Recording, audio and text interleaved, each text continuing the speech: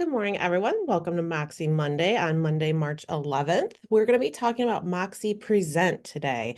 That is our CMA, our competitive market analysis tool, plus so much more. It has the ability to do newsletters. It has the ability to do buyer presentations. It has the ability to do property reviews, lots of different options. Today, we're really going to hone in on the CMA portion, the competitive market analysis portion, and talk about comparables because we know how vital those are to a really good CMA so that the potential seller really can drill down into your pricing concept or pricing analysis. So let's go ahead and jump in. Of course, we're going to start with desk and we're going to go into MoxiWorks here. Now, the small caveat with MoxiPresent is you cannot get comparable information if you don't have an MLS ID. Your agent MLS ID will be attached to your primary MLS. We do have the ability to add additional ones if you're also a member of additional MLSs. But if you're getting an error when you go into present because of that, just reach out to your administrative staff, your ASC, your RSC. We just have to make sure that your MLS ID is correct in our system. Now, as of right now, MoxiPresent does not have the capability to cross MLSs. So you can't get comparables from Northern Great Lakes, Michigan MLS, and also the Water Wonderland Board.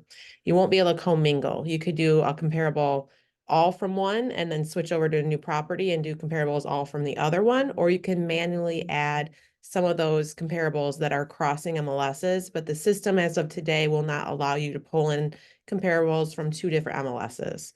You can have them both connected to your account. You just can't cross them in an individual presentation. So let's go ahead and jump in and talk about comparables in Present. So you get to Present from the upper menu bar here where it says Present, and it'll launch you into your dashboard. Now, if you've never created any presentations, this platform is going to be blank. As you build out presentations, you'll see they just keep growing. You can change how you view them by your sort option, recently updated, your date created, or alpha by title. So you have a few different options. There's a search functionality here. Maybe you've done a ton of presentations and you're trying to find one that you've done previously. You do have the opportunity to search there. But we're going to jump in and create new right here from the green bar in the upper right corner. Like I mentioned, there's buyers, there's non-listings, so you can use it for newsletters. There's the new property review, which Jamie covered for us a few weeks ago. And what we're going to talk about the traditional CMA here for seller. So click continue. If you have more than one MLS, it will give you the opportunity to choose which one you want to toggle to, as I mentioned before. But the first step is you can pick which template you want, the brokerage template, which is Schmidt, or the Coldwell Banker parent template here. So you just toggle back and forth to choose the one that you may want and click continue. Here is where if you have more than one MLS, it's going to let you toggle between the two. If you are a member of more than one and you're only seeing one, again, don't hesitate to reach out to your ASCs and RSC. We'll make sure that we get those added for you in our system. The other opportunities here are classic versus luxury. So regular blue residential versus black luxury branding. That is your opportunity to toggle back and forth there. You also have the opportunity to do total square foot versus total finished square foot versus above grade finished square feet. And that is based on your market, depending on what is standard for your market. And then you click create. So it doesn't look like it's going to do anything right in the first steps here, but just wait. You're going to get your spinny circle here in a second. It just looks like it's not doing anything, but it's creating this all in the background. So your first step is you want to pull in your subject property. Now, the good news is if it's been listed in your MLS for the past 3 years, it's going to pull in the data. Whether you had the listing as the agent, somebody in your office had the listing, or a co-broke had the listing, if you pull in the MLS ID number and click copy, it's going to pull in that information from the MLS, and that saves you a lot of data entry. Be careful though, if you don't own the photography, make sure you're not using the photography. You need to have the rights to it.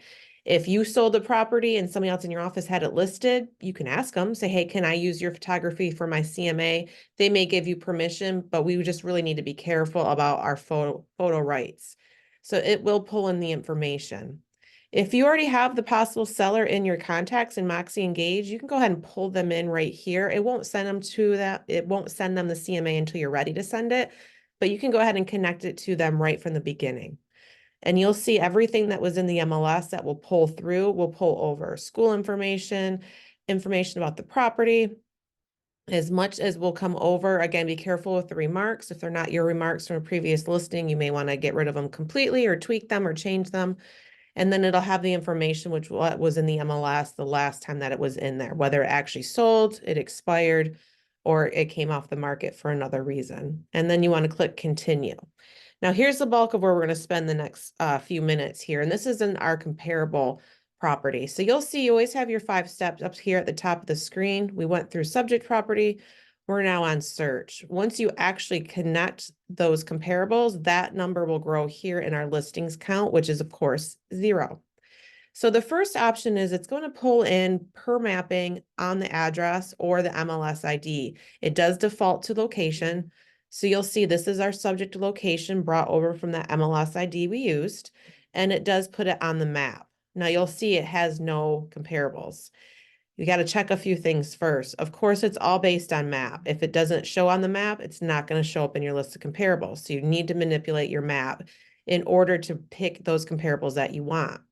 Now, Moxie was written in Seattle, and as you can probably imagine, the Seattle market is a lot different than a lot of the markets in which we operate.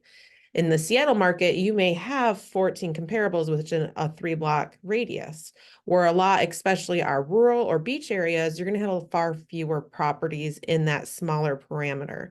So if you think about it through that lens, you'll remember that you need to check some of your filters first. So for example, when we go into filters, you're going to see our square footage is very small gap, 2,300 to 2,800 square feet. That's one thing you want to check. You may want to back that off. You may want to go lower and higher to get in more opportunities for comparables. You'll see also that you can use your features here. If you want a garage, a single family home, if you want active per days on market, if you want sold in the last 6 months versus a market that's a little bit slower, maybe last 2 years. And then you have the opportunity to choose those statuses in which you want. And then when you do back off or make those parameters a little bit larger, you'll have the opportunity to bring in more comparables. But keep in mind, it's still going to be based on map. So if that didn't change it for you, you also have the opportunity to manipulate your beds and baths. But then your map is going to be where you're going to want to start manipulating to get in more comparables. And as I zoom out, you'll see more comparables came in. As I continue to zoom out, it's going to research in that parameter for anything showing on the map. Now you can do a quick draw here. If you want to be just around this lake and maybe a little bit over here, you can do draw, quick draw. You can draw on the map everywhere you want those comparables to come in from. If it's outside that border, it's not going to show up in your comparable list. If it's inside the border, it will. You can clear it if it's not what the search parameter isn't quite what you were hoping for to get your comparables. You can click clear and then exit, and it's going to remap everything that is actually showing on the map now because you can see it cleared out that black border. Your comparables will come through color coded. Anything in red is sold. Anything in that kind of gold color will be pending. There is a color that is gray, which is off market. So it's either withdrawn or expired. And then green would be active listings, which you'll see we don't have any yet. So if I zoom out, there we go. It went and picked up one. So you'll see the difference in color coding. Now you just want to make sure that you give it time to load because there is an opportunity here that you need to make sure that it's not just a load issue.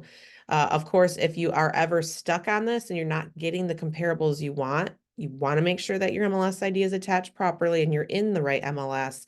And then sometimes it's as easy as clearing out your browser history, reloading it, and then you'll see the comparables that you want to see. So again, lots of opportunities to manipulate these comparables the way that you want to see them. When you find a good list and you're ready to choose some, you can just simply click on the comparable to choose them or unclick them to unselect them. That is what's then going to go into your actual final product for your listing comparables, your sold comparables. You'll see that number changes as I click on these. So you'll see I just selected another one. It went to 5. Now we're going up to 6. After you've seen this page and you select the comparables that you want, you still have the ability to add a manual comparable. Maybe it was a created sale, maybe it was a for sale by owner, Maybe it was listed in a different MLS. And again, we can't cross MLSs in one presentation, so you don't see it on the screen. But you can go ahead and click continue. Once you get past your search page and you're actually on your listings page, you can go ahead and add custom listing.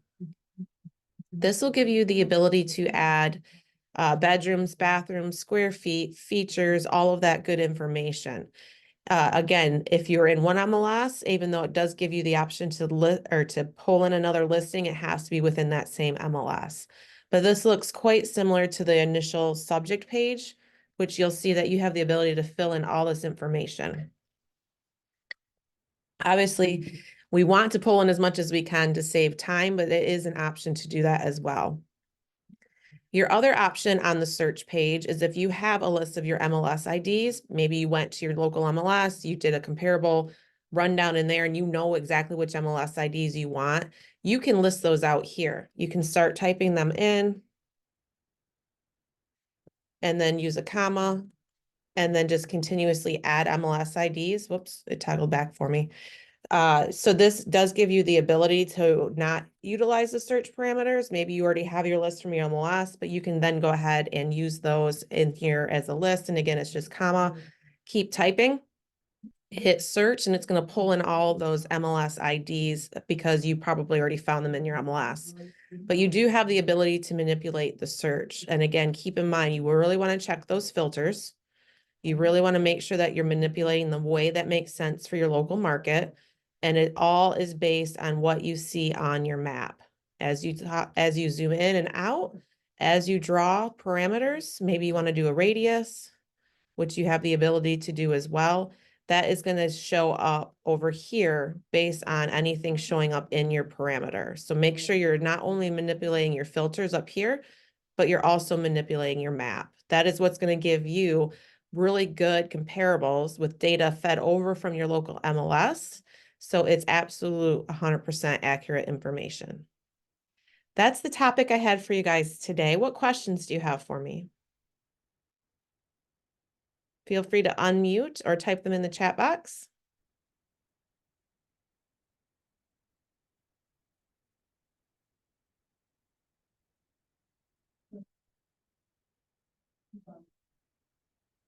Wonderful. Well, I don't see any questions that have come in. As always, after the fact, if you have any questions, don't hesitate to reach out.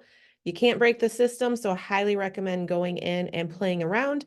If you're a newer agent, pick your own property, pick your parents' property, pick a subject property, and just start playing around with this amazing system. Thanks so much for your time today, guys. Appreciate it. Bye now.